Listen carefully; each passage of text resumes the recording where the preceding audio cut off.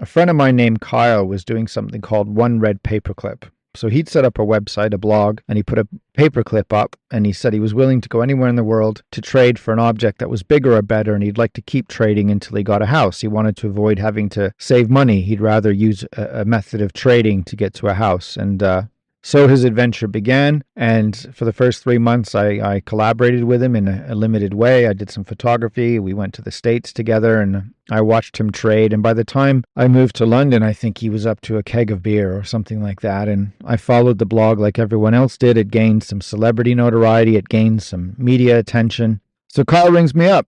And he says, Allan, you never believe it. I've got a house in Saskatchewan, and there's going to be a big media fair, and there's going to be a big trade where we're going to trade for a role in a movie. And I said, Kyle, I started this with you, I started with you. It's his project, but I started the journey with him. And there he was, calling me to say he'd done it. And so I jumped on one of my brother's buddy flights, and I flew out to Saskatchewan, and it was a huge media affair. Kyle had done it. He's gone from a paperclip to a house in less than a year. And on top of which, when all the cameras were rolling and he was celebrating his final trade to the fanfare of the media, he got down on one knee, bent the paperclip into a ring, and proposed to his girlfriend in front of the whole world. And it was one hell of a moment.